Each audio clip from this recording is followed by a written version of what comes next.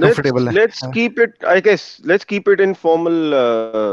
There are certain aspects जो कि Urdu English mix करके जो हमारी फ्लो बनते हैं कॉन्वर्सेशंस में, वो चलो that would be fun. That's my suggestion. ठीक है, बस ठीक है मैं इसके पहले से, चलो तो नहीं, बड़ा शुक्रिया, बहुत शुक्रिया इनवाइट करने का। बेसिकली बड़ी खुशी हो रही है कि चलो आज 10 यार वो तो गलत हो जाता है, तो पता नहीं, अब तो 15 साल हो चुके हमारे ग्रेजुएट हुए हुए। तो उसके बाद अगर वो हर बार मुझे ख्याल आता है कि ये भी गलत है नंबर, लेकिन बहरहाल तो उसके बाद कि आपसे दोबारा बात करने का मौका मिल रहा है।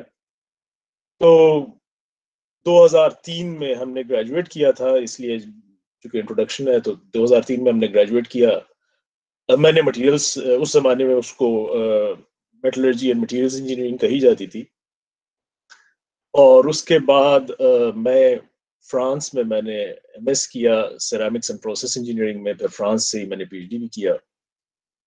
और जो मजे की बात यह है कि वो बाद में भी डिस्कशन आएगी कि उस वक्त चॉइस, क्या नाम है, engineering choice versus what to choose का पहला सवाल जो था वो उसी वक्त पैदा हुआ। और हमने मेरा ज़ाती तौर पे it was my passion to go towards the engineering branch anyway,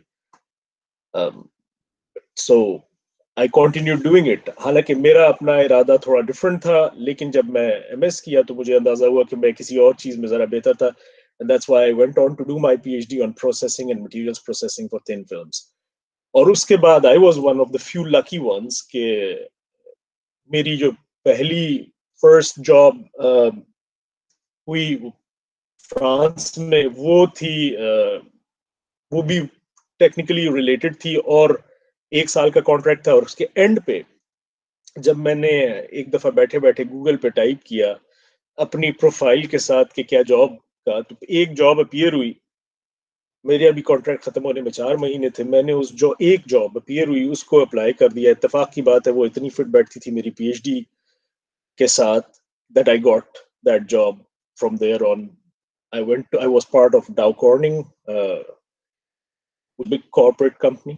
तो वहां मैंने 3 साल काम किया. Then I transferred, then I changed to another company in Germany. मैंने 3 साल बेल्जियम में काम करने के बाद जर्मनी आ गया. जर्मनी में जो कंपनी थी वो वहाँ प्लाज्मा ट्रीट, वहाँ मैं तकरीबन 7 साल काम करता रहा. तो शुरू में I worked as an engineer, then I became the group leader of an engineering group. Funny enough, being a materials engineer, I was leading electronics engineering team to develop plasma sources. And from there on, I evolved being the head of R&D of that company, where I had to deal with a lot of different engineering problems, starting from hardware development up to the application. और उसके बाद 1.5 साल पहले तकरीबन I start with my own startup, and we have been working on it. So yeah, these are early days. I think that is the interesting bit. जहाँ तक challenges की बात है तो पहला बहुत सारे सवाल आपको जब आपने ग्रेजुएट करने के फौरन बाद आपको ख्याल होता है और सवाल पैदा होते हैं. तो इंजीनियरिंग में लाइन में रहने के साथ साथ मुझे फ्रांसीसी भी सीखनी थी एमएस करने के लिए. लेकिन बात यह है कि when you take on challenges, आप चैलेंजेस ले सकते हैं अगर आप, if you think you are capable of doing it, then go for it. तो सबसे पहली एडवाइस मैं अभी दे देता हूं कि अगर आप, if you think you are capable of doing something, go for it. And if you doubt, then still go for it. क्योंकि अगर आपके दिमाग में ये सवाल आ गया है तो it's already too late. Just jump in. वो बाद में पता चलेगा कि क्या होगा, और जो होना है उसके लिए आप, you should be prepared, you should be best prepared and planned. लेकिन जो होना है उसके लिए बहुत सारे एक्सटर्नल फैक्टर्स भी होते हैं. सो ये भी नहीं है कि मैं कल को कहूँ जी कल को जाके मैं टाइसन से बॉक्सिंग करना शुरू कर दूंगा, दैट वुड बी रिस्की. लेकिन if it is logical, if that question comes to my mind, then I should go for it. और मैं इतना पहले कहूँगा, बाकी फिर बाद में डिस्कशन के साथ बात जिस तरह इवॉल्व होगी. मैं सिर्फ ये कहना चाहता हूँ कि उस जमाने में engineering was not, perhaps not the, जो बाद में मेरे ख्याल में अली और अल्तमश भी इस बात पे डिस्कस करेंगे यकीनन, वो ये है कि you have to you have to follow your passion, एक चीज है, और दूसरी चीज ये है कि जो बहुत इंपॉर्टेंट है वो ये कि do what you are good at. और पहली जो शुरू होता है कि ये वो इसमें पैसा ज्यादा मिल रहा है, 50 रुपए ज्यादा मिल रहे हैं, लेकिन बैठ के मक्खियां मारनी है, so better do what you can do well and where you see and look at bigger picture always. तो बड़ी पिक्चर की तरफ देखना चाहिए कि भाई मुझे इन अ लॉन्ग रन मुझे इससे क्या फायदा हो रहा है और मैं कहाँ तक इसको लेके जा सकता हूँ, इसके से मुझे क्या फायदा है, इससे ओवरऑल लोगों को क्या फायदा हो रहा है. मुझे तो फायदा तो बहुत सारी चीजों में, तो सबसे बड़ा फायदा मैं किसी की जेब मार लूं तो भी फायदा हो जाएगा, लेकिन ओवरऑल आप जो आपने सीखा है, जो उसको आप किस तरह यूजफुल तरीके से अप्लाई कर सकते हैं for your good, for other peoples good and so on. तो I would say I would stop here और फिर आप आगे कर दीजिए. अल्तमश भाई, I think it's your turn, brief introduction और एक्सपीरियंस शेयर करने के लिए. बिल्कुल. हाय गाइस, मेरा नाम अल्तमश है, अगेन फ्रॉम बैच 9. मेरा एक्सपीरियंस थोड़ा डिफरेंट है सलमान से और अली से, so it's a different look. जब 2003 में जब हमारा आखिरी साल था जीआईके में, तो उस वक्त काफ़ी सोचा करते थे हम लोग कि आगे ज़िंदगी में क्या करना है. इंजीनियर बनना है या सीएसएस करना है या कॉर्पोरेट सेक्टर में जाना है. और इंजीनियर बनने के लिए भी एक सवाल था कि should we do a masters और PhD first and then go into research, और we just take time off, हम लोग अपना यहीं पे किसी कंपनी में काम शुरू करते हैं, कोई अच्छी एमएनसी हो जिसमें हमारे टैलेंट को समझा जाए और उसको यूज किया जाए, उसमें हम लोग ग्रो कर सकें. So that was one question. Another question was कि अगर कॉर्पोरेट सेक्टर में जाना है तो should we do an MBA या फिर हम लोग जो international management training type programmes होते हैं, मैनेजमेंट ट्रेनिंग प्रोग्राम्स होते हैं मोस्ट लार्ज कॉर्पोरेट्स के, उसके थ्रू जाएं या एमबीए करके जाएं. तो लॉट्स ऑफ क्वेश्चंस, उस वक्त आंसर्स कम होते हैं, and unfortunately we didn't have these opportunities कि हमें इस तरह से सीनियर्स के साथ बात करने का मौका मिले कि जो अपने एक्सपीरियंसेस हमें बताएं. बिकॉज द थिंग इज कि हर एक को अपना eventually you have to have certain options available to you, और उसमें से आप चूज करते हैं कौन सा. इंपॉर्टेंट थिंग इज कि कौन से सवाल आप पूछेंगे और उसके कौन से जवाब आपको मिलेंगे, that kind of guide you. So at that point in time I somehow third और फोर्थ ईयर के बीच में मुझे ख्याल आया कि मुझे शायद इंजीनियरिंग नहीं करनी आगे. तो मैंने कहा कि मैं और कुछ एवेन्यूज देखता हूँ. तो एक एवेन्यू सीएसएस की थी उन दिनों में, और एक एवेन्यू थी कि हम लोग किसी मल्टीनेशनल के लिए को ज्वाइन कर लें. सो आई थिंक उन दिनों स्टैंडर्ड चार्ट वाले आया करते थे वहाँ पर ग्रेजुएट प्रोग्राम के लिए अपने. तो उसके लिए अप्लाई किया, उसमें हो गया, तो मैंने स्टैंडर्ड चार्ट ज्वाइन कर लिया. मल्टीनेशनल था. मेरा एक्सपीरियंस इतना डिफरेंट है कि I join a multinational in a business role without going through an MBA या फिर without going through a business education. तो वो भी एक सवाल था. ऑफ कोर्स शुरू में थोड़ा चैलेंजिंग था, लेकिन यू नो आप जो भी जॉब करेंगे, जहाँ पे भी आप काम करेंगे, रिसर्च करेंगे, जो भी आप एक्टिविटी करेंगे, उसमें शुरू में आपको काफ़ी एक स्टीप कर्व होगा of learning. Because the minute you finish your studies and आप किसी भी ऐसी चीज़ को ज्वाइन करते हैं कि जहाँ पर आपको इम्प्लीमेंट करनी होंगी चीज़ें, या सोचना होगा, या फिर प्रॉब्लम्स आएंगी, उनके सॉल्यूशंस देखने होंगे, तो आपकी एजुकेशन जो है आपको एक बेस प्रोवाइड करती है, लेकिन उसके ऊपर आपका अपना कैपेबिलिटी सारी जो है आती हैं. सो सिमिलर टू दैट मेरा भी एक्सपीरियंस था, काफ़ी डिफरेंट एक्सपीरियंस था. कंज्यूमर बैंकिंग में था मैं, और थ्रू अब तक भी हूँ. सो उसमें फिर ये है कि स्टैंडर्ड चार्ट से शुरू किया, ग्रेजुएट ट्रेनिंग से हम लोग, I was the only one who wasn't an MBA. But of course you as Salman said as well कि आपको सामने चैलेंजेस आएंगे जिंदगी में, यू हैव टू, अगर दिमाग में आपके सवाल आ गया कि मैं पूरा उतर सकता हूँ या नहीं, तो फिर then you are already in the race. और जब आप रेस में होते हैं तो फिर आप रेस में हारने के लिए नहीं होते, आप रेस में जीतने के लिए होते हैं. द एंड में जो होगा वो होगा, लेकिन आप रेस में जीतने के लिए होते हैं. So that's what I did.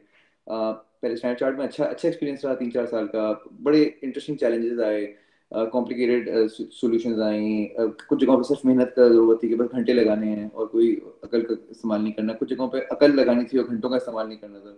So all दो चैलेंजेस कम अब आप लोगों के सामने भी आएंगे, हर फील्ड में आते हैं. तो उसके बाद फिर मैं एमसीबी चला गया, अनदर बैंक, और उसके बाद फिर मैं यूएई आ गया, दुबई बैंक, अनदर बैंक, और अब मैं एचएसबीसी में हूँ जो एक और बैंक है.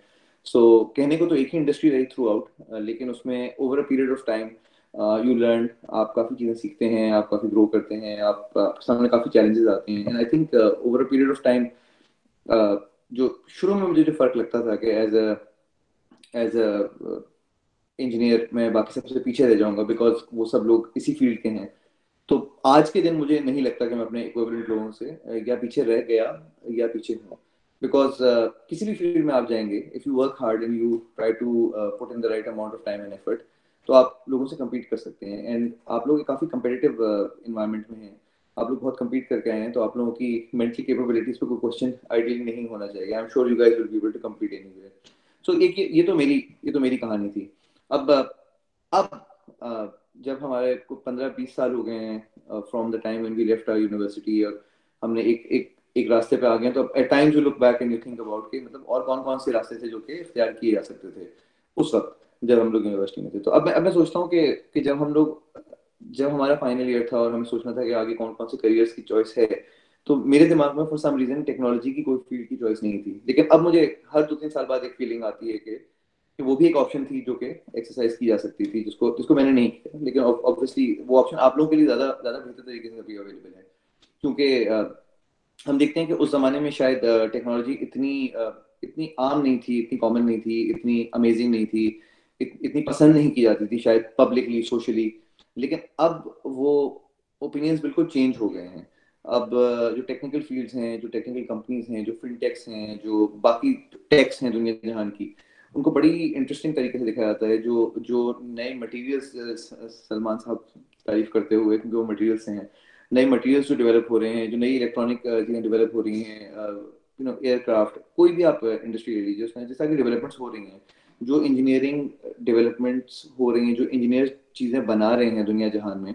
One of the richest man in the world was recently an engineer, and then the bankers took over again, and then the technologists took over again.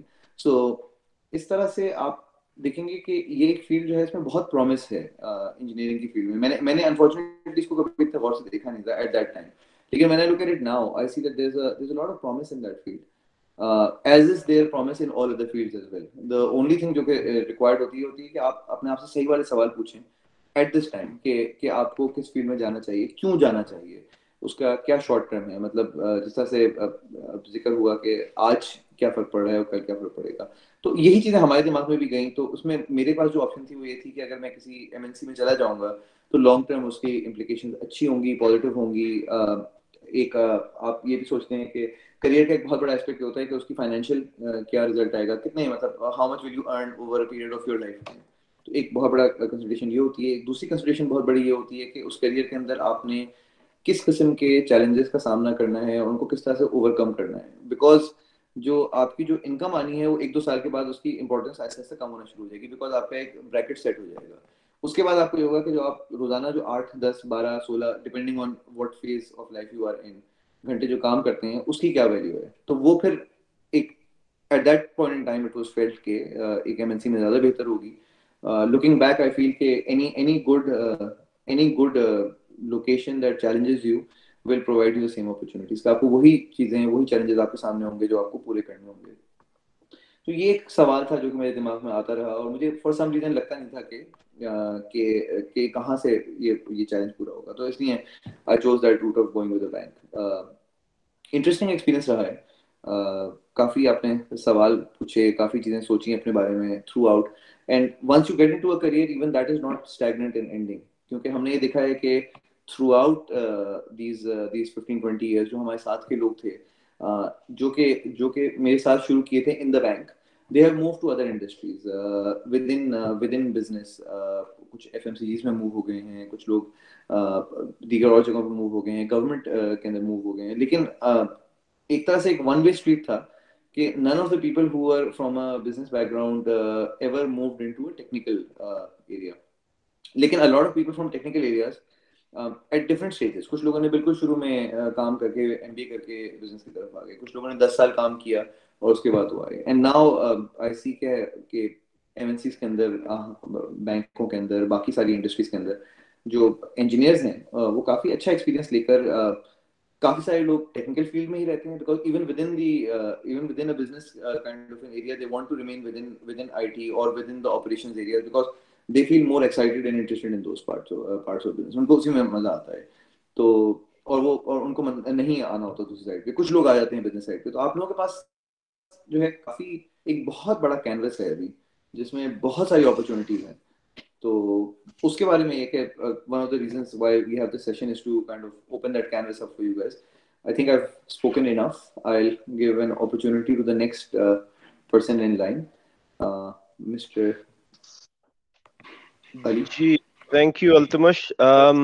Just to sort of recap things a bit for those who've joined a little later. So, in keeping with the title for the session, अगर आप देखें तो हमने panelist भी उसी angle से line up किए हैं कि Salman is a PhD who is a startup founder.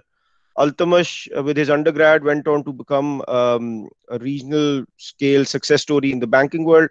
And I am your somewhat typical story in terms of CS engineering, then an MBA, and then now I'm evaluating that sort of kind of situation in 17 years on कि technology की जो background है उसको किस तरह से मजीद leverage किया जा सकता है, फ्लेक्स किया जा सकता है, because my own life story is of the sort कि आई वुड से कि I chose the path of least resistance, और जो स्कोप का वर्ड था हमारे जमाने में बड़ा पॉपुलर था कि जी कंप्यूटर सिस्टम्स इंजीनियरिंग कर लो, कुछ आजकल उसका बड़ा स्कोप है. तो .com बबल बर्स्ट हो गया हमारी इंजीनियरिंग डिग्री के दौरान, which made us revisit that scope question. तो हम पाकिस्तानी सोसाइटी में जनरली जो है वो ट्रेंड फॉलोअर्स के तौर पे अपनी जिंदगी गुजारते हैं. ट्रेंड सेटर्स बनने की जो कहना चाहिए बोल्डनेस है वो कम लोग दिखाते हैं.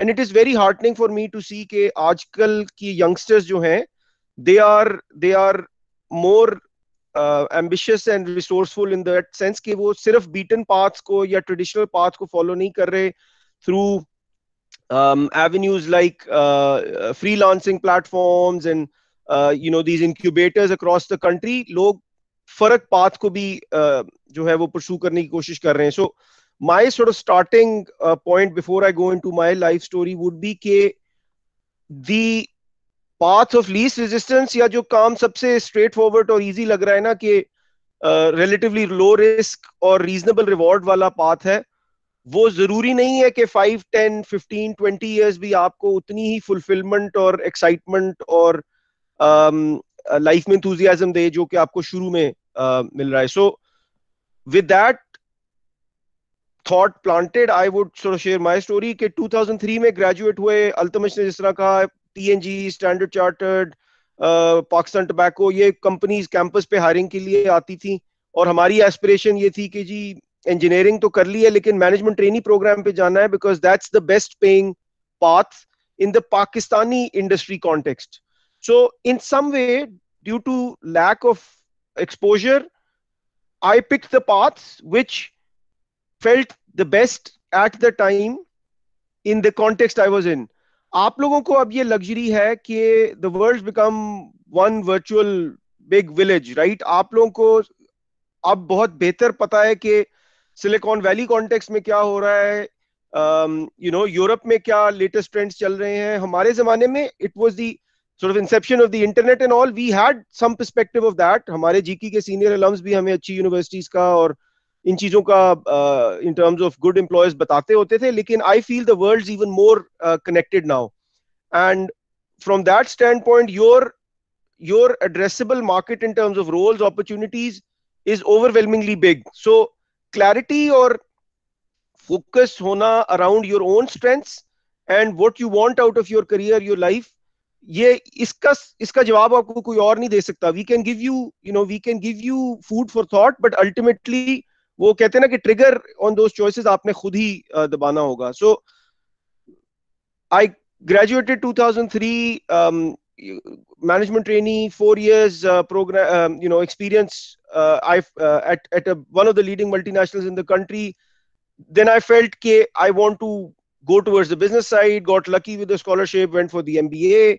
वापस आके फिर वही मल्टीनेशनल में मार्केटिंग और ब्रांड मैनेजमेंट टाइप के रोल्स किए और करते हुए ग्लोबल लेवल पे प्रोग्रेस किया विद अल्लाह's blessing.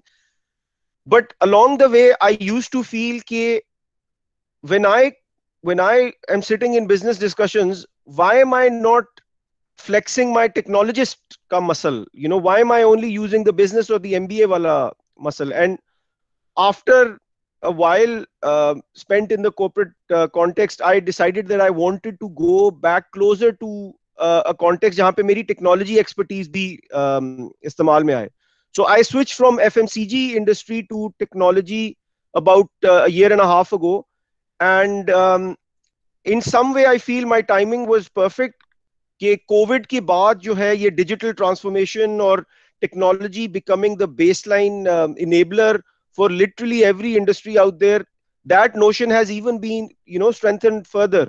So एक चीज जो आपने ज़हन में रखनी है कि ये मैराथन है. जो आपको 22-23 इयर्स की एज पे लग रहा है ना कि 5 साल में कैरियर में अगर आपके छक्के नहीं लग गए तो पता नहीं लाइफ में क्या होगा, ऐसा नहीं है. Like I am 40 now, but I feel कि अगले 15-20 साल के लिए मुझे अपने आप को मजीद रीइन्वेंट और पोजीशन करते जाना है as I go through my career. So शुरू में थोड़ा सा एक्सपेरिमेंटेशन या ब्रेथ ऑफ एक्सपोजर लेने की अगर आपके जहन में ख्याल आता है तो that's a worthwhile Avenue I would say. कि व्हाइल इनिशियली करियर में सही पाथ पिक करना is a critical and important aspect, but I feel कि पाकिस्तान में हम बहुत ज्यादा रिस्क अवर्स होके सिर्फ ट्रेडिशनल पाथ्स और वेल नोन पाथ्स के Mobilink, Telenor, PNG, standard chartered, जो वेल नोन नाम है सिर्फ उन्हीं के ऊपर फोकस करते हैं.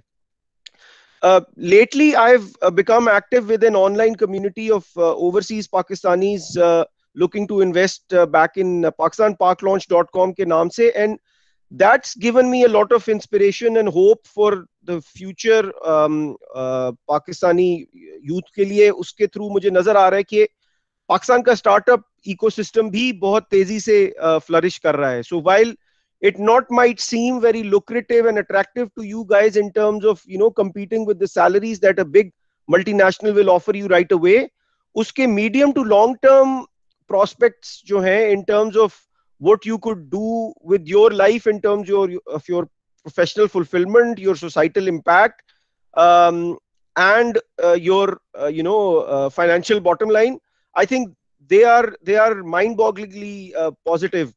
So मैं पॉज लूंगा यहाँ पे और सिर्फ इतना कहूंगा कि अपनी अगर आप अलुमनाई बेस में से भी या अपने एल्डर्स के सर्कल में भी देखें तो don't just look at who's seemingly doing the best financially, also look at the kind of impact they are able to make with their work. So for me, any of my classmates who's, let's say, running a small business right now with 10-15 employees based out of Lahore or Islamabad, he's way more inspiring right now than someone who's, the CEO of a 20,000 person company. Because अपने context में I feel कि जो entrepreneurial paths पे गए हैं उन्होंने ज़्यादा impact local context में डाला है और वो ज़्यादा एक ऐसे path पे हैं जहाँ पे they are being enablers for societal uplift, if that makes sense.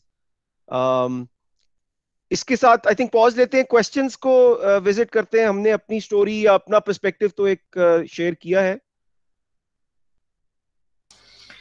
ठीक है, thank you guys. I think पहला question guys again just to repeat, जिसको क्वेश्चंस हो प्लीज टाइप करते जाएं या रेज हैंड करते रहें. दोनों फंक्शनैलिटीज अवेलेबल हैं तो हम एक एक करके एंटरटेन करते रहेंगे. पैनल के लिए पहला क्वेश्चन है from Shehryar Khan. Is MBA from LUMS worth it? It means I mean it's very expensive. तो आई थिंक जी आई गेस क्वेश्चंस को ऐसे ही टैकल कर, मतलब because I have an MBA background तो इस पे मैं अपने 2 सेंट्स शेयर कर लेता हूँ. एमबीए जो है, in addition to being an academic experience, learning experience, is actually a membership of an exclusive club in some ways. In the Pakistani context, corporate culture, corporate sector के हिसाब से LUMS is probably one, if not the best, one of the best business clubs that you can join in some way. And what I mean by that is because LUMS graduates and MBAs are sitting in good positions, not just in the traditional corporate sector environment, but even in the emerging technology ecosystem now. तो lumps के लोगों को higher करने में ज्यादा comfortable होते हैं, just the very same way कि हम लोग ये सेशन आप लोगों के साथ कर रहे हैं। जी की मतलब मेरी इवन उमैर के साथ इससे पहले मुलाकात नहीं हुई, but we share a bond, a connect with people who have had similar life experiences to ours. So in that sense, I want to sort of emphasize here कि LUMS MBA is not just an academic experience, it's the people you get to know through that experience and the broader alumni base that you become part of through that experience. So you are paying for the membership of an exclusive club in some way. मेरी depending on whether Shahriar is a fresh grade और या 2-3 साल industry में काम कर चुके हैं, मेरी सजेशन या एक जनरल एडवाइस ये होगी कि एमबीए करने से पहले 2-3 साल का प्रोफेशनल वर्ल्ड का एक्सपीरियंस लेना is always advisable, because it makes you more aware and mature for the academic conditioning that you're getting in the MBA, and you can get more out of your MBA. मैं अगर अपनी भी मिसाल दूं तो I got my MBA 4 years after having worked in the corporate sector, but only in Pakistan. आज MBA के 12 साल बाद मुझे लगता है कि अगर मैंने 2-3 साल इंटरनेशनल मार्केट में काम करके फिर MBA किया होता तो I would have been able to turn it into something even more meaningful and more impactful, right? So MBA के कॉन्टेक्स्ट में एक्सपीरियंस के साथ इस जर्नी पे एम्बार्क करना is always a more advisable path. In terms of you saying it's very expensive, I agree, expensive है, but it's worth it in my view. मैंने पाकिस्तान में 7-8 साल काम किया है, मैंने इंटरनेशनली भी काम किया है. The LUMS MBA prepares you for a global career, and I would pause at that, and maybe we move to the next one. Altamash bhai, Salman bhai, you guys want to add anything on this topic? Yeah, not specifically. I agree with Ali that MBA जो है उसके सबसे key characteristic MBA का होता है कि उसका cache क्या है, कि what is the name of that MBA, and that values more than anything else. So it might seem like the fees is high right now, लेकिन जब आप काम करेंगे तो आपने 6 महीने 1 साल 2 साल काम नहीं करना, आपने 20 30 40 50 साल आपका करियर होगा जिसमें आपके एज अली सेड के वो आपके कॉलीग्स होंगे, आपको सपोर्ट मिलेगी उसके नेटवर्क से. तो it is definitely a value worth looking at. But as Ali said, I wanted to reiterate this, why I kind of jumped in. Best value that you can get out of an MBA is if you have some work experience, क्योंकि उसके बाद आप सबसे ज़्यादा आप तभी MBA की value ले सकते हैं. Otherwise it's just वो बहुत एकेडमिक होता है, उसकी आप सही तरह से वैल्यू आप नहीं उठा सकते अगर आपने इमीडिएटली ज्वाइन किया. सॉरी, एक I'll raise a point जो मुझे लगता है कि बड़ा पर्टिनेंट है MBA के एंगल से, कि जब मैंने अपनी MBA की पोस्ट MBA करियर में, people tend to use it as a career enhancement tool कि आप जिस पाथ पे हैं उसी को फर्दर उसमें प्रोग्रेस करें. एक करियर डाइवर्सिफिकेशन टूल है कि आप लेट्स से इंजीनियरिंग में काम कर रहे हैं, आप आगे जाके मार्केटिंग में या सेल्स में काम करना चाहते हैं. और तीसरा डायमेंशन है ज्योग्राफिक मोबिलिटी, कि आप पाकिस्तान में बैठे हुए हैं लेकिन आप कनाडा में करियर प्रोस्पेक्ट्स ढूंढना चाहते हैं, तो आप कनाडा की यूनिवर्सिटी की किसी बिजनेस स्कूल में एनरोल होके उसके थ्रू अपनी ज्योग्राफी स्विच करेंगे. सो मेरे केस में in my life story I have been able to use the MBA as a career diversification tool. I went from an IT career to a marketing career, and also a geography sort of mobility vehicle के मैं पाकिस्तान से उठ के US गया, US से वापस पाकिस्तान आया, फिर MBA की थ्रू मैंने यूके में जॉब ली. फिर जब मैं यूके से वापस पाकिस्तान जाना चाहता था, the MBA based career path I was on, it enabled me to do that as well. और फिर जब मैं इंडस्ट्री स्विच करना चाहता था, मैं FMCG से निकल के टेक्नोलॉजी की तरफ आना चाहता था, तो it was an MBA alumni member जिसने मुझे ये इंडस्ट्री में स्विच करने का मतलब एवेन्यू क्रिएट करके दिया.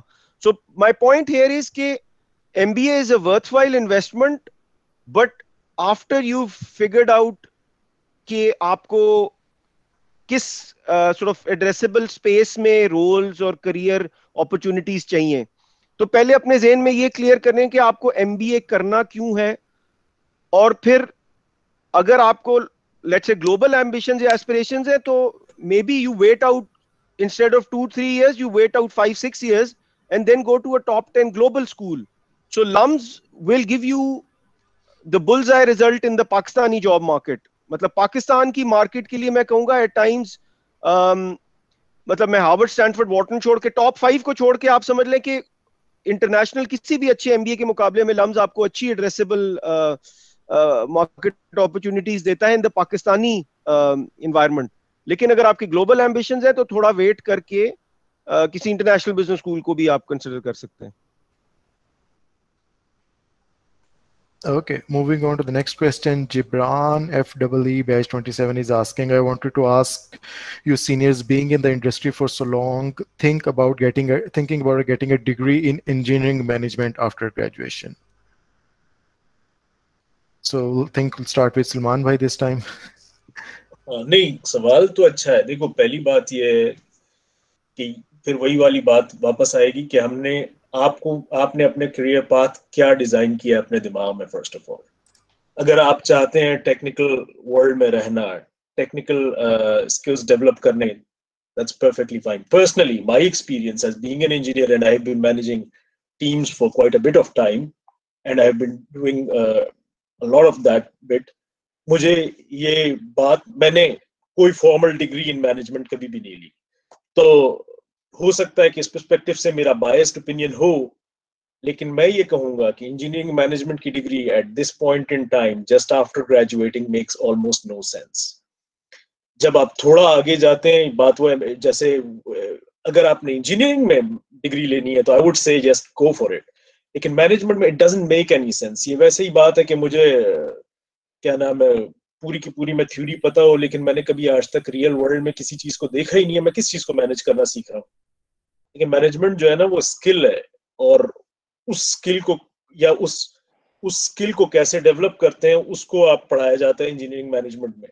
तो अब जब आपको पता ही नहीं कि मुझे करना क्या है, मैं आपको सारी बता देता हूँ कि गाड़ी कैसे चलानी है, अगर आपने गाड़ी नहीं देखी तो आप गाड़ी नहीं चला सकते. तो और मेरे हिसाब से इसीलिए एक आपको एंटर होना चाहिए अपने करियर में first of all, and then you go towards this management type of education. क्योंकि जहां पर अगर आपने इंजीनियरिंग करियर अपना एनहांस करना है और टेक्निकल पार्ट में, then you have to know the question came to your mind, तो किस वजह से.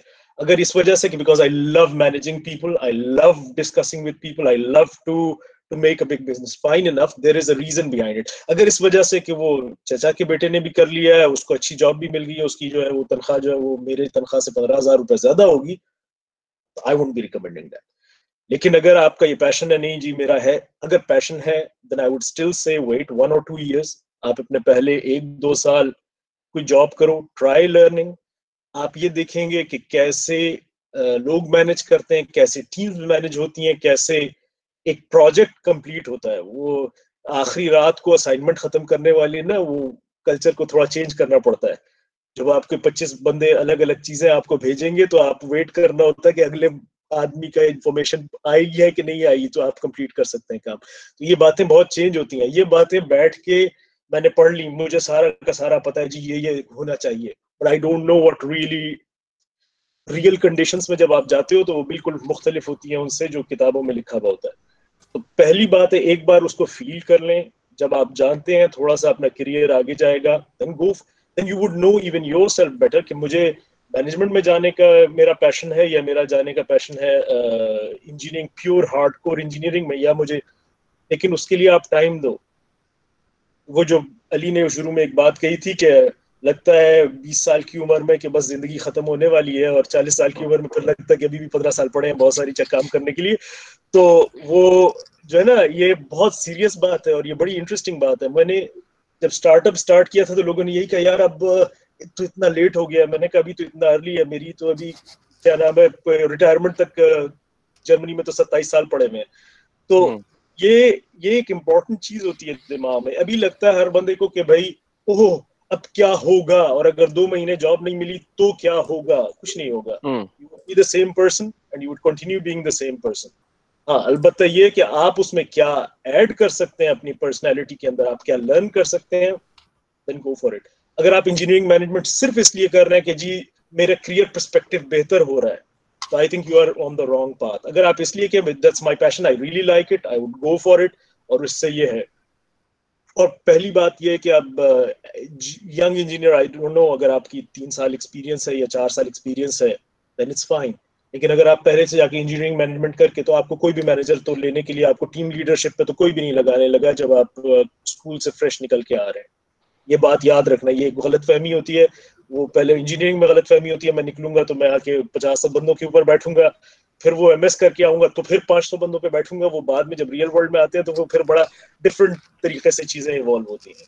ये सलमान ने बड़ी जबरदस्त बात की है कि हमारे पाकिस्तानी माइंडसेट में वो समहाउ पेरेंट्स ही ऐसे इंस्टिल करते हैं कि बेटा मैट्रिक में अच्छे नंबर ले लो आगे जिंदगी बन जाएगी, फिर एफएससी में अच्छे नंबर ले लो जिंदगी बन जाएगी, जीकी में दाखिला हो गया जिंदगी बन जाएगी। जिंदगी हर स्टेज में आप almost every rung of the ladder as you are climbing, you are starting from zero in some ways, के आपको अपने आप को दोबारा से प्रूव करते जाना है। और मुझे लगता है कि हम लोग का बहुत ना डेस्टिनेशन ओरिएंटेड माइंडसेट है कि हम यहां पहुंच जाएंगे तो फिर खुश होंगे, हम मेरा XYZ जगह पे दाखला हो जाएगा या XYZ कंपनी की जॉब मिल जाएगी तो मैं खुश हूंगा। Try and enjoy the journey and the experience as well.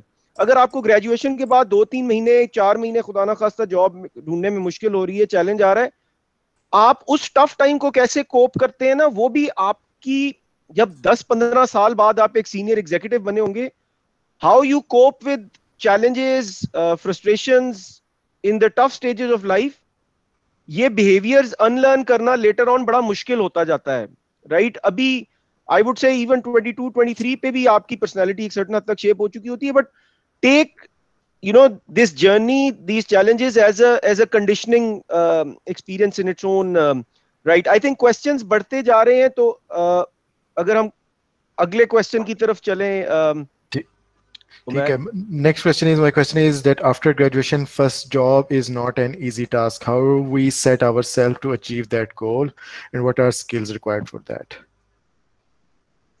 इस क्वेश्चन पे तो आई थिंक एक पूरा सेपरेट सेशन हो सकता है। मैं मुख्तसर सा इस पे अगर व्यू लूं कि अभी in the local context, I know कि ग्रेजुएशन के बाद इंटर्नशिप का सोचना जो है वो स्टूडेंट्स के लिए थोड़ा सा एक चैलेंजिंग नोशन है कि इंटर्नशिप तो हम ड्यूरिंग द डिग्री करते हैं, अब तो मैं फिनिश्ड प्रोडक्ट हूं, अब तो मैं मार्केट के लिए रेडी हूं, तो अब तो मुझे इंटर्नशिप की मतलब एवेन्यू नहीं मिलना चाहिए। But the reality of the situation is कि पाकिस्तान जैसी मार्केट में इतने ज्यादा फ्रेश ग्रेजुएट्स हैं, इतने ज्यादा सप्लाई ऑफ टैलेंट है, और डिमांड ऑफ क्या कहना चाहिए, सप्लाई डिमांड का थोड़ा सा इम्बैलेंस मुझे लगता है हमारे टाइम्स के मुकाबले में अब ज्यादा हो गया है। सो अगर आपको initially sort of non-traditional avenues के through, be it through freelancing, through volunteering, or through an internship, अगर अपना desire and hunger and eagerness show करने का मौका मिलता है, तो try those non-traditional paths as well. और आपका main mindset ये होना चाहिए कि how can I stand out from the crowd? Like within the GK graduating batch तो नहीं है सिर्फ आपका कंपटीशन, आप ऑब्वियसली ब्रॉडर मार्केट से भी compete कर रहे हो। So you have to think about कि मेरी रेज्यूमे में अगर एक बंदा है वो बैठ के 25-30-40 रेज्यूमेज फिल्टर कर रहा है, what makes me unique, what makes me special या डिफरेंट। वो कोई आपकी स्पोर्ट्स इंटरेस्ट हो सकता है, कोई आपकी मतलब हॉबी हो सकती है, कोई आपने कोई ऑनलाइन यूट्यूब पे ट्यूटोरियल डाला है, या आपको लेट्स से फोटोग्राफी का some kind of a conversation starter, some kind of unique aspect to your profile that makes you stand out from the crowd. I think that's an important thing. और ये चीज throughout life रहती है, ये सिर्फ fresh graduates के लिए apply नहीं करती.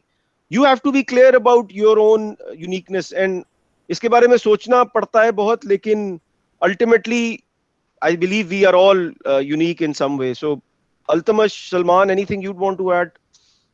मैं दो हाँ चीजें ऐड करूंगा। अल्तमश यार बोलना है तो मैं दो चीजें ऐड करूंगा। एक ये है जो तुमने कहा ना कि हाउ यू स्टैंड आउट, तो उसके लिए जरूरी होता है, पहली बात मेरे पास ऐसे ऐसे रिज्यूमे मैंने देखे हैं जिनको देखने के बाद ये सोचना पड़ता है कि ये मेरे साथ बदतमीजी कर रहा है, ये अपने साथ बदतमीजी कर रहा है। और ये बहुत इंपॉर्टेंट पॉइंट होता है, क्योंकि रिज्यूमे जो है ना वो मेरी तस्वीर है। मैं किसी को प्रपोजल भेज रहा हूँ उसमें तस्वीर रख के भेजता हूँ, ठीक है ना। वो तस्वीर मेरी बेहतरीन तस्वीर होनी चाहिए, पहली बात। और वो इतनी फोटोशॉप नहीं होनी चाहिए कि वो मेरी तस्वीर ना हो। तो ये जो है ना वो रियल होनी चाहिए, लेकिन वो सबसे बेहतर शक्ल में होनी चाहिए जो मैं दिखा सकता हूँ, पहली चीज।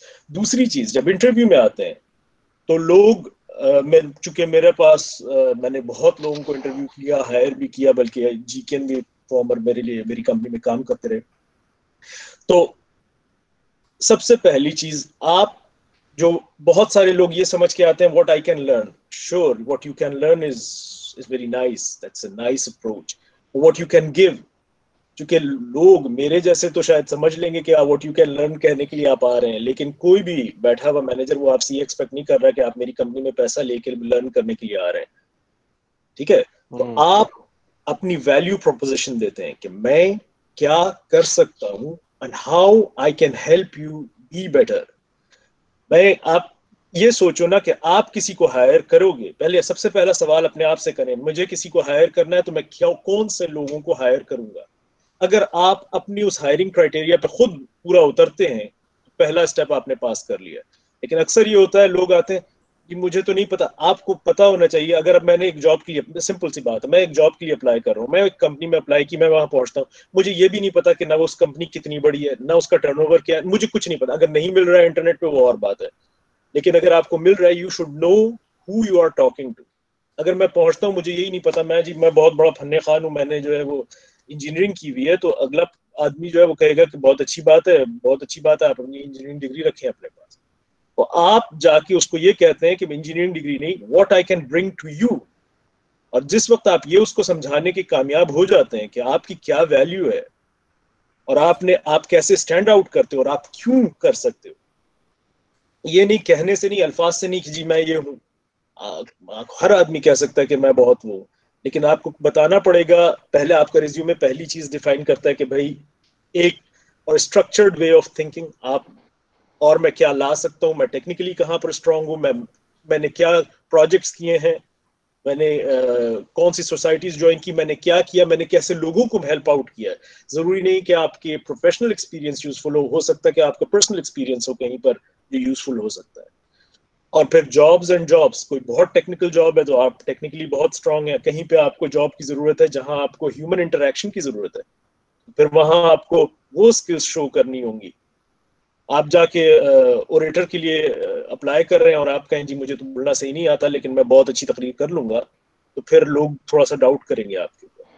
सबसे पहले ये कि जिस जॉब के लिए आप जा रहे हैं प्रिपेयर करें उसके लिए। दूसरा ये कि आपके सामने कौन बैठा हुआ है उसको जाने थोड़ा सा। यहाँ मतलब मैं जर्मनी की हद तक बता सकता हूँ, लोग लिंक्डइन प्रोफाइल्स देखते हैं इंटरव्यूअर की, कौन है कंपनी में, ताकि उन्हें पता होता है कि उनके आगे जो बैठा हुआ है वो क्या सोच रहा है, वो क्या करता है, वो क्या आपको एक्सपेक्ट करेगा आपसे। ये इंपॉर्टेंट पार्ट है, मैं तो यही कह सकता हूँ।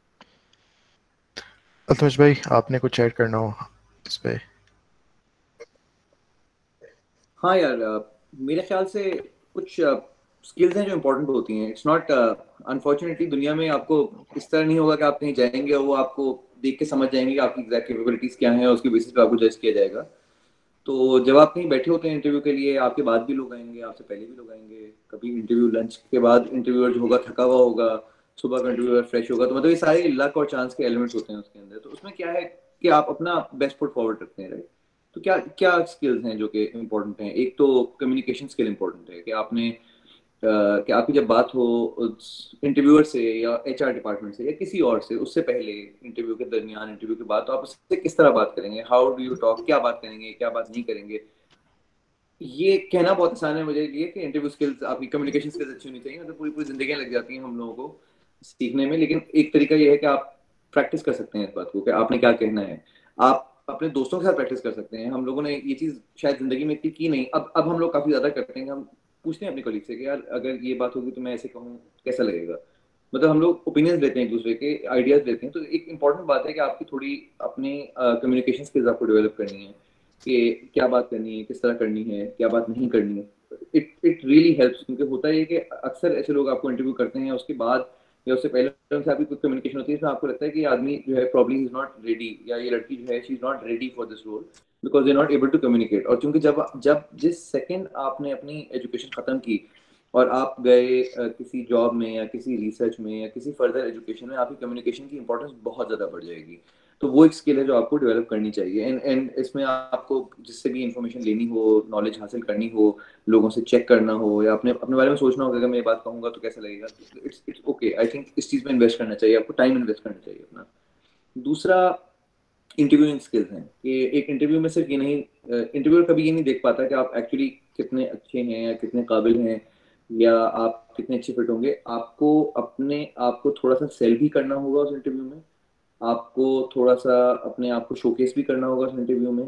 और आपको इंटरव्यू भी आपको क्यूज देगा कि आपको, एज सलमान सेड कि आप लोग स्टडी करते हैं कि इंटरव्यूअर कौन है, वो किस बैकग्राउंड से है। तो उसे थोड़ा सा आइडिया होगा आपको कि वो क्या सुनना चाहता है और क्या उसको जवाब चाहिए आपसे, या क्या वो सवाल पूछ सकता है आपसे। थोड़ा सा आपको वो भी करना होगा। तो interviewing skills are also very important to know कि एक इंटरव्यू में आप किस तरह सक्सेसफुल हो सकते हैं। इसके लिए भी again people ask other people for advice. Generally लोग ये करते हैं कि अगर आपको पता है उस कंपनी में और लोग हैं, आप उनसे थोड़ी एडवाइस लेते हैं कंपनी के बारे में, कंपनी कल्चर के बारे में, कि कंपनी के लिए क्या चीज़ें इंपॉर्टेंट है। कुछ कंपनीज के लिए बहुत इंपॉर्टेंट होता है कि सब चीज़ें सोशली रिस्पॉन्सिबल तरीके से की जाएं। So you have to make sure कि आपके इंटरव्यू में उस चीज़ का जिक्र हो। कुछ कंपनीज के लिए जरूरी होता है कि बिल्कुल कट थ्रोट कॉम्पिटिशन हो, एंड एवरी मतलब बॉडी स्पाइल हुई उसके ऊपर लोग खड़े हुए अमेजिंग सक्सेस की कहानी सुना रहे हो, तो वहाँ पे आपको तो आपको अपने आप को थोड़ा सा एडजस्ट करना पड़ेगा। तो interview skills are very important, क्योंकि इस तरह से आप अपने आप को शोकेस करते हैं कि इस इंटरव्यू में मैं जिस तरह से जवाब दूंगा, दूसरे इंटरव्यू में डिफरेंटली जवाब दूंगा। So you showcase yourself as someone who is capable of handling all those positions, of being in those roles, of कि आपके अंदर वो कैपेबिलिटी है कि इतने सारे ह्यूमन बीइंग्स के साथ आप किस तरह से कोऑर्डिनेट करेंगे, किस तरह से काम करेंगे, किस तरह से कम्युनिकेट करेंगे। तो ये एक बड़ी इंपॉर्टेंट स्किल्स हैं। उसके साथ साथ as the guys have pointed out, the CV is very important. आपको उसको सही तरह से शोकेस करना है। Don't keep it too short and don't make it too long.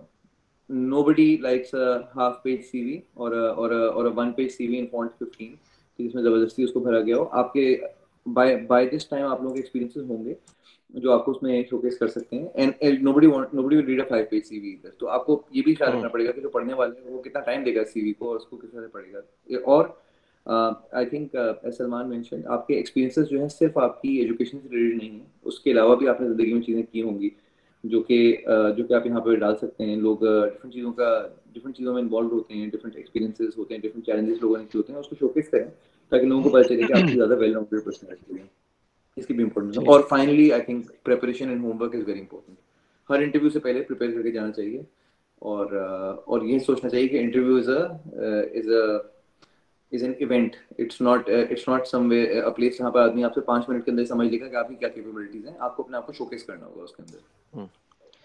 So just because I think ये मेरे माइंड में ये फ्रेश ग्रेजुएट्स के लिए this is the pivotal question, तो उसको समराइज अगर किया जाए तो प्रेपरेशन थरो होना, होमवर्क करना on what company you are interviewing with, potentially getting to know the person who is interviewing you. अगर आपको पता लग जाए कि उसका नाम क्या है तो लिंक्डइन से थोड़ा सा उसका पर्सपेक्टिव लें। और कल्चरल फिट के एंगल से अपनी पर्सनालिटी या अपने एक्सपीरियंसेस का वो डायमेंशन हाईलाइट करना जो आपको लगता है कि वो कंपनी के लोग चाहते हैं। आई थिंक ये 3 की बातें हैं जो अल्तमश और सलमान की पॉइंट से मैंने पिक की। और आई गेस एक पॉइंट जो मैंने अपनी यूनिकनेस के ऊपर, be confident. And I know कि जब भी हम भी फ्रेश ग्रेजुएट थे तो हमें लगता था कि यार हम तो सारे एक ही जैसे हैं, हमने एक ही कोर्स किया हुआ है, ये है वो। ऐसी बात नहीं है। आपके इंटरेस्ट, आपने सोसाइटीज क्या ज्वाइन की हैं, आपने life experiences in terms of the schooling journey क्या की है, वो सबके बड़े फर्क होते हैं। So try and be confident and clear about what makes you different. और एक लास्ट बात ये कहूंगा कि फ्रेश ग्रेजुएट्स की, जब मेरे जैसे लोग या सलमान या अल्तमश जैसे लोग हायरिंग कर रहे होते हैं, फ्रेश ग्रेजुएट की हायरिंग में हमें पता है कि आपने एकेडमिक रियल्म से बाहर 2-3 इंटर्नशिप से ज्यादा कोई बहुत ज्यादा सिग्निफिकेंट इम्पैक्ट शायद अभी वर्ल्ड में नहीं क्रिएट किया होगा, but for you to be able to clearly articulate your own story कि आप अपने स्फेयर में आपने क्या अच्छा किया हुआ है, क्या अचीवमेंट्स हैं, एक ट्रैक रिकॉर्ड ऑफ सक्सेस और आउटशाइनिंग अदर्स, वो आप पिक करें। और दूसरा ये कि अपना फ्रेश ग्रेजुएट्स हायर किए जाते हैं for their energy, their ability to learn quickly and frankly to be able to put in the long hard yards जो उनके टीम लीडर्स को चाहिए, राइट? आपका टीम लीडर आपको एक अपनी लेट्स से उसके पास एक 10 मॉड्यूल्स का प्रोजेक्ट है, उसमें से एक छोटे से एक मॉड्यूल की टेंशन डेलीगेट करता है, राइट? उसने आपको एक जिम्मेदारी, अपनी जिम्मेदारियों में से एक जिम्मेदारी डेलीगेट करनी है। So showing that you are responsible, आपको कोई जिम्मेदारी दी जाए तो आपको अपनी क्रेडिबिलिटी का बड़ा ख्याल होता है, फिक्र होती है। ये वाले डायमेंशन जो है ना सॉफ्टवेयर एंगल्स के, आप रिस्पॉन्सिबल और ईगर टू लर्न एंड एक स्ट्रॉन्ग कमिटमेंट वाले बंदे हैं, ये बड़ी इंपॉर्टेंट एस्पेक्ट्स हैं जो सॉफ्टवेयर स्किल्स जब गेज कर रहे होते हैं लोग कि ये बंदा रिलायबल है या नहीं है। एंड लास्ट पॉइंट कहूंगा कि एमबीए की इंटरव्यूइंग और हायरिंग में तो वो इवन आपको ये कहते हैं कि अपने पास्ट एक्सपीरियंसेस या अपनी लाइफ स्टोरी में से मुझे कोई एविडेंस दें कि आपने ये पहले कब किया हुआ है। तो that could even be with a society related project, that could be something you did in an internship, it could even be something you did as a volunteer in I don't know your local मोहल्ला committee और your कोई cricket club में आपने जिम्मेदारी ली हुई है। सो इस तरह की एविडेंस बेस्ड कॉन्फिडेंस देना हायरिंग मैनेजर को कि आप जिम्मेदारी ले सकते हैं, ये चीजें हेल्प करती हैं इन दी इंटरव्यूइंग प्रोसेस। मैं क्विक अब आई थिंक 5 मिनट है, I don't mind going over by 5-10 minutes if the audience is okay with that. जी अली भाई, बस एक चीज में सॉरी अली भाई, बस मैं ये उस्मान का एक क्वेश्चन है, इसको मैं एड्रेस कर देता हूँ, फिर 2 क्वेश्चन रह जाएंगे और लास्ट 4 मिनट्स हैं, विल ट्राई के रैप अप कर दें। उस्मान, आपका क्वेश्चन है कि अली भाई के लिए था कि स्कॉलरशिप लेना है एमबीए के टॉप 100-200 यूनिवर्सिटीज में कैसे लेना है। तो इसके लिए जिस तरह मैंने इंट्रोडक्शन में कहा था, अगेन ये हम सीरीज लेके चलेंगे, हम एक कैरियर मेकिंग, एक सीवी मेकिंग पे भी करेंगे, how to improve your interview skills और फुल ब्राइट स्कॉलरशिप्स वगैरह, ये सारे अगेन जिस तरह सारे कहते हैं इन टॉपिक्स पे एक एक अलग सेशन हो सकता है। तो इसमें हम वही करेंगे इंशाल्लाह, नेक्स्ट वीकेंड या उससे नेक्स्ट वीकेंड पे हम अलग सेशन लेके आएंगे, हाउ टू गेट स्कॉलरशिप या full bright scholarship, interview skills, इस तरह करके चलेंगे, ठीक है? तो ये हो गया। नेक्स्ट क्वेश्चन हमदान का है, you're preferably said to gain experience before doing an MBA degree, but does this approach apply to MS after undergrad?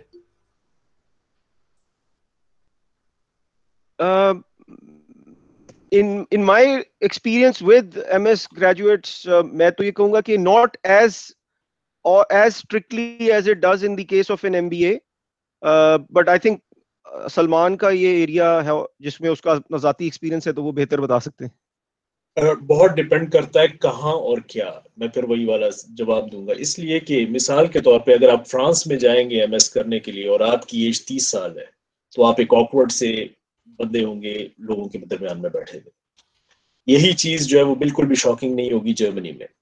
तो ये पहला जनरल सा जवाब है, लेकिन मेरे हिसाब से बिल्कुल भी नॉर्मल है। अगर आपने बैचलर्स के बाद एमएस किया है तो ये बल्कि बेहतर है, इसलिए कि आपकी वो कंटिन्यूटी चलती रहती है, आपका वो जो स्टूडेंट माइंडसेट है वो चल जाता है। वो क्या कहते हैं, आप प्रोलॉन्ग करते हैं उस कंफर्टेबल स्टेट को जिसमें आप थे एज ए स्टूडेंट। रिदम बरकरार रहता है, क्योंकि बहुत लोग जब छोड़ के वापस आते हैं ना तो वो बड़ा डिफरेंट होता है। और अगर खास करके अगर आप जरा सी भी रिस्पॉन्सिबिलिटी की पोजीशन से वापस स्टूडेंट बनते हैं तो फिर आपको एहसास होता है ये तो बड़ी बेइज्जती हो गई है।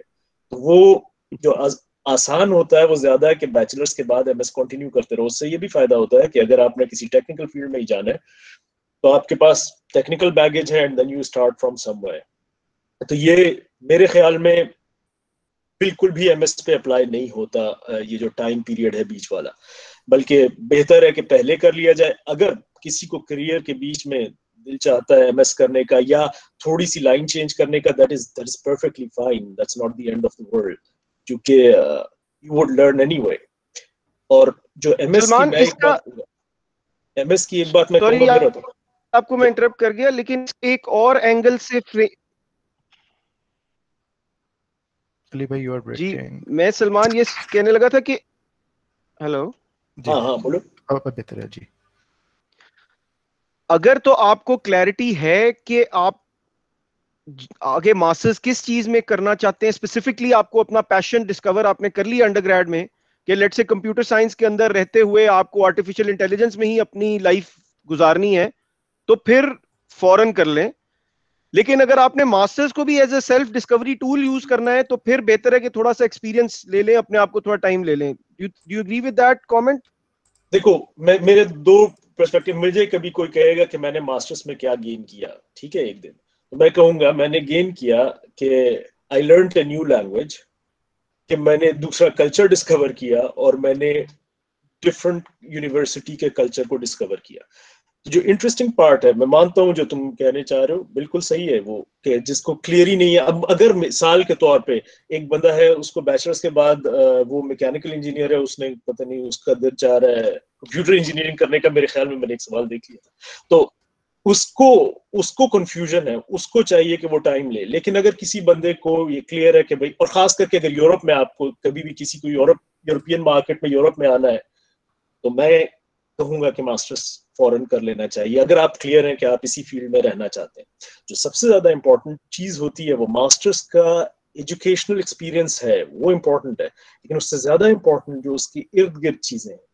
हमारे यहाँ अक्सर ये होता है, स्टूडेंट्स आके बंद हो जाते हैं कमरे में, कोशिश करते हैं कि बस जी मेरे जो है ना वो जो 4 GPA अगर वो तो हुआ, वहां भी नहीं आई बहुतों की और वहां भी नहीं आएगी, लेकिन उसकी कोशिश करते रहते हैं। बजाय इसके aim high and learn other things, क्योंकि आपकी जो आपकी दोस्तियां बनेंगी, आप कल्चर सीखोगे, आप देखेंगे कि नई यूनिवर्सिटीज में दुनिया में किस तरह लोग काम करते हैं। इसीलिए मैं जाती तौर पे, ये मेरा जाती ओपिनियन है, जो लोग एक ही यूनिवर्सिटी से बैचलर्स और मास्टर्स करते हैं, मैं उसके जाती तौर पे थोड़ा खिलाफ हूँ, इसलिए कि ये पर्सपेक्टिव ओपनर होता है, ये आपका आई ओपनर भी होता है, तो यूज इट एज दैट।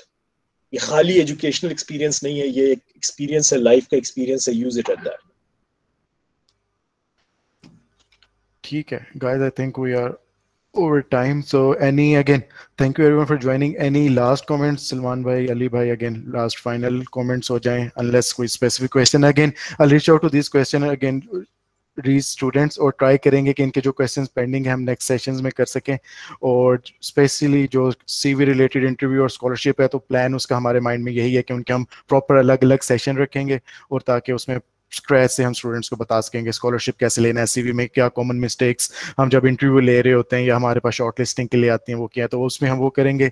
तो but again on this topic any final comments from you guys? Sorry Umair, मुझे अमीर हमजा का एक इंटरेस्टिंग क्वेश्चन नजर आया, मैं बिफोर रैपिंग अप उस पे एक क्विक सा कमेंट देना चाहूंगा। He is got a specific query कि फैमिली बिजनेस ज्वाइन करने से क्या मुझे एमबीए या मास्टर्स डिग्री में एडमिशन में फायदा होगा? एमबीए के लिए तो बहुत ज्यादा फायदा होगा, बिकॉज आप अपनी एमबीए की जो एप्लीकेशन स्टोरी है उसमें एक बड़ा क्लियर रोड मैप दे सकेंगे कि मैंने अपने फैमिली बिजनेस में 2-3 साल गुजारे, मैंने वहां पे ये चैलेंजेस या अपॉर्चुनिटीज देखी, उसको नेक्स्ट स्टेप पे नेक्स्ट स्टेज पे ग्रो करने के लिए मेरी ये एम्बिशन है, जिसके लिए मुझे एमबीए की एकेडमिक इनपुट और एक्सपीरियंस चाहिए, मैं उसके एमबीए के थ्रू अपना प्रोफेशनल नेटवर्क ग्रो करूंगा, so on and so forth. So short answer is के if you are lucky enough to be from a family जो अपना बिजनेस रन कर रही है, तो जरूर उसका एक्सपीरियंस लें और उसकी बेसिस पे आपको ज्यादा बेहतर बिजनेस स्कूल में एडमिशन मिलने का मौका है, as oppose to doing a job. That's what my experience tells me. Going back to the sort of overall wrap up, I think I'm grateful to the audience जिन्होंने join करके who made it worth our while to spend time with you guys, and I'd say it is encouraging for on behalf of the batch 9 panel here कि जब हमें लगता है कि there is someone willing to listen to us or we can help someone, then अगले session के लिए हमारी इंटेंट या ईगरनेस और बढ़ेगी। we can plan this as a series of events over maybe alternate weeks, every 3 weeks we leave it up to the alumni association leaders here कि वो किस तरह से हमारे बैच 9 के पूल का जो है वो आई वुड से इस्तेमाल करना चाहें। हमारे तकरीबन 20 लोग हैं बैच 9 के who have volunteered for this program, So we can, to bring a different flavor every time. We could keep this panel consistent if Salman and Altamash are willing and able to carry on with this. We could also bring in other people. अगर थोड़ा सा हमें सवालों का session से पहले perspective मिल जाए तो that will be even more useful, because हो सकता है कि हमने शुरू में कॉन्वर्सेशन में कुछ अपनी लाइफ स्टोरी की ऐसी बातें मेंशन की हो जो आपके लिए टॉप ऑफ माइंड या बहुत ज्यादा स्पेसिफिक इंटरेस्ट की ना हो.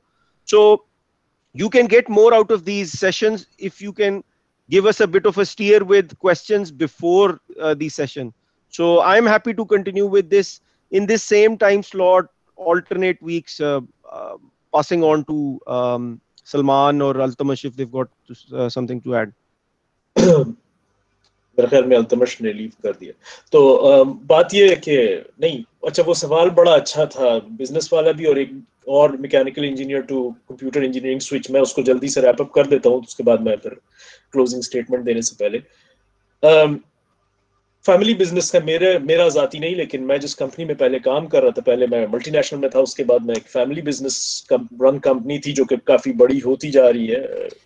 सो उनकी फैमिली में I can tell you from their experience, and they are growing very well, they always send their kids to another company to work before they rejoin back. तो ये उसका फर्क ये पड़ता है ना, जब आप घर में होते हो तो आप चाहे कुछ भी कर लो, आप प्रोटेक्टेड है, अम्मा अब्बा सब मौजूद हैं, आप इंतहाई प्रोटेक्टेड हैं. तो आपको वो जो फीलिंग ऑफ नो प्रोटेक्शन होना जरूरी है थोड़ी देर के लिए. तो मेरे हिसाब से एमबीए करना बिल्कुल सही बात है कि अगर किसी ने वो करना है तो then he should go for an MBA and come back, but it is really worthwhile going for some years.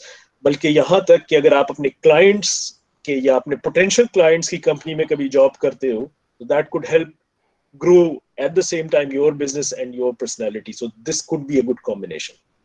अच्छा, और दूसरा वो एक किसी ने कहा था कि भाई मैं मैकेनिकल इंजीनियर हूँ and I've lost interest. Now this is serious. अगर किसी ने इंटरेस्ट नहीं है और कोई आपको नजर आ गया कि भाई ये मेरा अब इंटरेस्ट नहीं है, तो then start working towards your computer engineering or find a way to couple them. For example, अगर I don't know, modeling, stress modeling या different किस्म की material modeling, finite element modeling, अगर आपको वो satisfy करती है, go to that direction. या क्योंकि जब interest lose कर जाता है बंदा, तो it's making no sense. वो जब कोई आदमी जिम जाता है तो वो 20 किलो उठा के खुश हो रहा होता है, और वही बंदा जब उसके कंधे पे 20 किलो डाल दिया जाता है तो वो रोता है. तो जब आपको इंटरेस्ट होता है, तो अगर आपको इंटरेस्ट है, गो फॉर दैट. मैं अभी भी यही कहूंगा, आइडियली उस तरफ जाओ जहां पे आप सक्सेसफुल हो सकते हो. तो शायद अगर आप मॉडलिंग, मैकेनिकल मॉडलिंग से कंप्यूटर साइंस की तरफ जा सकते हो, that is a good way. मैं जानता हूं ऐसे लोगों को कि जो फ्लेम टेक्नोलॉजी पे काम कर रहे थे, then they started modeling flames and now they are writing programs for other companies. So this is a potential way out. या दूसरा ये है कि अगर कहीं आपको मास्टर्स के चांस मिलता है, आप चले जाएं, आप एमएस कर सकते हैं कंप्यूटर इंजीनियरिंग में. इंटरफेस क्या नाम है, मल्टी इंटरडिसिप्लिनरी किसी फील्ड में आप एमएस कर लें या इस तरह, और अपना चेंज कर लें. क्योंकि अगर आपका इंटरेस्ट लूज हो चुका है, then it makes no sense to stay. फिर वो है कि ये जबरदस्ती का एक रिलेशनशिप घसीटते जा रहे हैं और you have to live with it. तो you have a choice, you are lucky, you have a choice that you can change. एक जमाना था दुनिया में जो ये चॉइस नहीं होती थी लोगों के पास. To wrap up, I totally agree, it was nice. लेकिन एक बात, मैं वो थोड़ा जर्मन हो गया हूँ, तो इसलिए मैं ये कहने लगूंगा कि लोगों ने ज्वाइन करने में अगर 15-20 मिनट लेट जो ज्वाइन किया है, ये आपके पहला इवेल्युएशन है. जर्मनी में आप किसी इंटरव्यू में 5 मिनट लेट आए तो मैं आपको साइन करके भेज दूंगा कि आपको ये जॉब नहीं मिलेगी. ठीक है? तो ये एटीट्यूड जो है ना, ये भी वो रिप्रेजेंट करता है कि आप करियर कैसे डेवलप होगा. एक बंदा 5 मिनट पहले आके खड़ा हुआ, तैयार साफ सुथरा पेपर लेके खड़ा हुआ है, उसको आप डिफरेंट तरीके से ट्रीट करेंगे जो एक बंदा चप्पल पहन के और उसके बाल भी बिगड़े हुए हैं और वो 10 मिनट लेट आ रहा है. तो ये जो है ना, जॉब इंटरव्यू के लिए भी ये पार्ट भी इंपॉर्टेंट होता है, जो अक्सर इग्नोर कर दिया जाता है. इट्स नॉट सुपरफिशियल, ये पार्ट ऑफ लाइफ है. आप भी किसी से देखने पहले देखते हैं कि भाई ये मेरे वक्त पे, how much importance you give to something. So give importance to the things that are important to you. ये मेरा ख्याल में मेरा लास्ट मैसेज होगा. And it was very nice talking to you people. Thanks a lot जिन्होंने सवाल किया और जिन्होंने सुनने के लिए अपना टाइम निकाला. No, thank you guys. Thank you so much for your time. We'll get back to you with our next session hopefully soon. Eid Mubarak. Thank you Salman bhai. Thank you Ali bhai Mubarak. so much for your time. Really appreciate Thank it. you. Thank you. And Allah Hafiz. Eid Mubarak in Mubarak. advance to those celebrating.